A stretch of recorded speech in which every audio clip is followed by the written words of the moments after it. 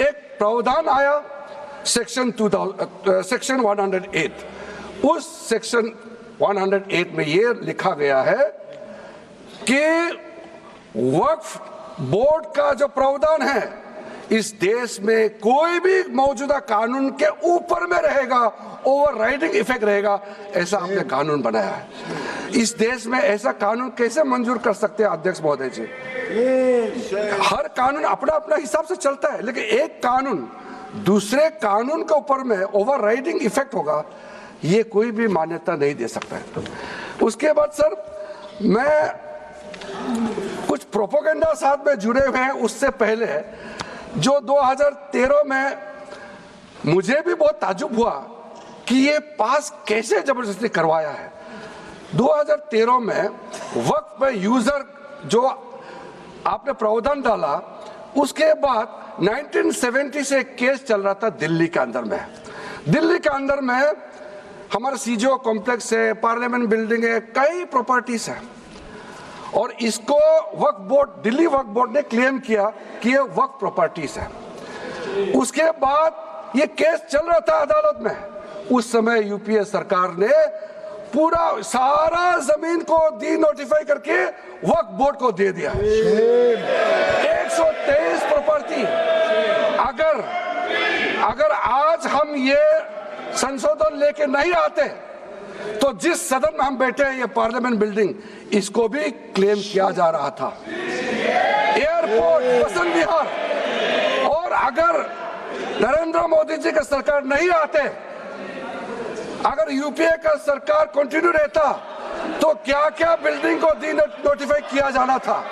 123 property को तो D notify किया। मैं रिकॉर्ड में कह रहा हूं, अपने मन से कुछ नहीं कह रहा हूं, मैं ऑफिशियल रिकॉर्ड का बात बता रहा हूं। अध्यक्ष महोदय, आप काहे को उछल रहे हो? मैं अपने से थोड़ी बोल रहा हूं, जो हकीकत बात को बता रहा हूं। आप आराम से बैठ के सुनिए। आपके दल को और आपको सबको बोलने का मौका मिलेगा। माननीय मंत्री जी,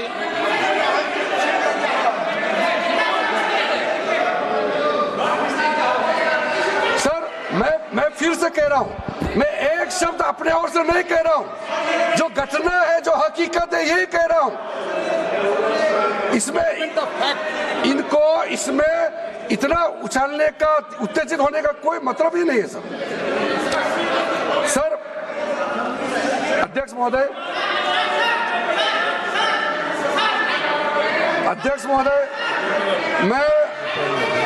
मैं आपके माध्यम से सदन को कहना चाहता हूं कि जो संवैधानिक बात उठा करके लोगों को गुमराह करने का जो प्रयास किया जा रहा है, उसको भी देश के सामने में सही बात रखना बहुत ही जरूरी है।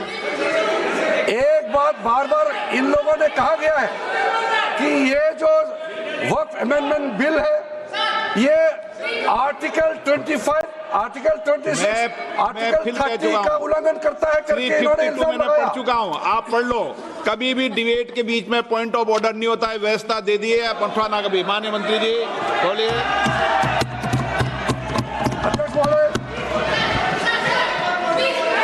दूसरा विषय इन्होंने समानता का बात उठाया। आर्टिकल 14 का इक्वालिटी को लेकर के उन्होंने सवाल उठाया, उसका भी मैं जवाब देना चाहता हूं। अध्यक्ष महोदय, ये कोई तरीका नहीं है। माननीय अध्यक्ष की व्यवस्था अंतिम व्यवस्था होती है। बोलिए मंत्री जी, आप बोलते जाओ। अध्यक्ष महोदय, क्योंकि मेरा कान खुला हुआ है तो ये डिस्टर्ब हो रहा है मुझे। मैं अभी ये पेन की बात करता हूं। अध्यक्ष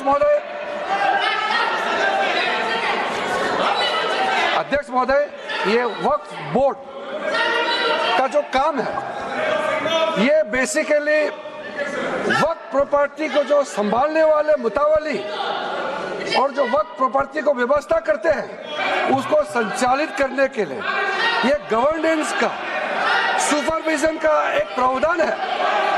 किसी भी तरीके से वक्फ बोर्ड वक्फ प्रॉपर्टी को मैनेज नहीं करता है।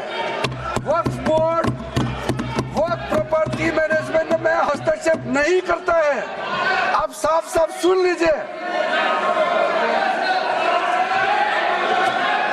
अगर इसके पास तर्क नहीं है तो इस तरह यहाँ डिस्टर्ब करके बहस का स्तर को गिराने से कोई फायदा नहीं है सर, ये कोई तरीका नहीं है सर। बोलते जाओ सर, वक्फ बोर्ड का क्रिएट करना, एक जो वाकिफ होता है, जो अपना विलिंगली वक्फ क्रिएट करता मैंने है। व्यवस्था दे दी है, आप जब समय हो तो बोले नो, प्लीज बैठिए, ये तरीका ठीक नहीं है आपका, बैठिए आप। नो, बैठिए माननीय मंत्री जी। सूची है 2013 की प्रॉपर्टी हाँ, है। मैं लाता निकाल बताना सूची मंगा के देते हैं। कहते भी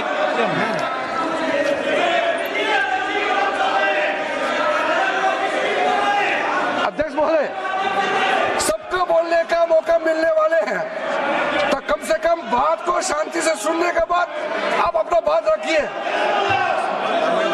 ये कोई तरीका नहीं होता है सर।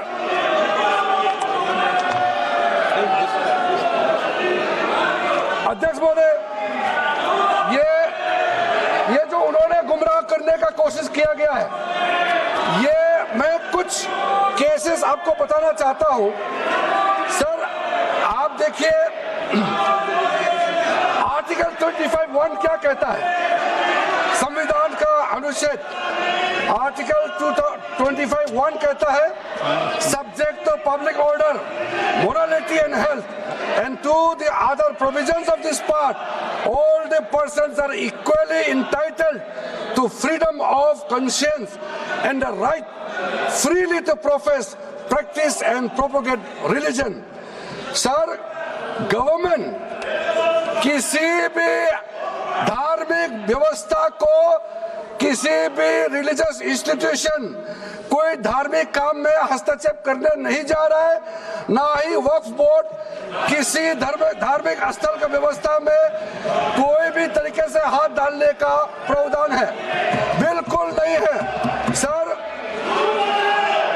आप अगर हम कोई नमाज, सर ये क्या झूठ बोल रहे हैं, ये कॉन्स्टिट्यूशन, हम कॉन्स्टिट्यूशन का प्रावधान पढ़ रहे हैं, फिर भी झूठ बोल रहे हैं, ये कॉन्स्टिट्यूशन को नहीं मानते हैं सर। किसी मस्जिद का मैनेजमेंट को हम हस्तक्षेप करने का कोई इसमें प्रावधान नहीं लिया जा रहा है। एक मिनट माननीय सदस्य, आप भारत की संसद में बैठे हो, गरिमा मर्यादा बनाए रखो, बैठे बैठे टिप्पणी मत करो। हाँ, आपको जब मौका मिलेगा आप अपनी बात कहना, बैठे बैठे टिप्पणी नहीं कर सकते, ये संसद की मर्यादा नहीं है, ऐसे नहीं चलेगा सदन। सदन व्यवस्था नियम से चलेगा। किसी भी व्यक्ति को बैठे बैठे कोई भी सदस्य जो बोल रहा हो उसके बीच में टिप्पणी करने का अधिकार नहीं है। माननीय मंत्री जी। अध्यक्ष महोदय जी, ये वक्फ बोर्ड का जो प्रावधान किसी मस्जिद, किसी मंदिर, किसी धार्मिक स्थल का व्यवस्था का कोई लेना देना नहीं है, ये सिंपली एक प्रॉपर्टी का मैनेजमेंट का विषय है। ये कोई मुसलमान अपना ज़कात देता है, फितरा देता है, उसको हम पूछने वाला कौन होते हैं? ये आपका धार्मिक भावना से जुड़े हुए चीज है, उसमें सरकार का कोई लेना देना नहीं है। लेकिन ये वक्फ प्रॉपर्टी का मामला है, लेकिन वक्फ प्रॉपर्टी का मैनेजमेंट करता है, मुतवालिज करता है। ये आपको इतना बेसिक ये फर्क जो है अगर समझ में नहीं आते या जानबूझ करके आप नहीं समझना चाहते हैं तो मेरा पास इसका कोई इलाज नहीं है। अध्यक्ष महोदय जी, ये आपके माध्यम से मैं फिर से कहना चाहता हूं कि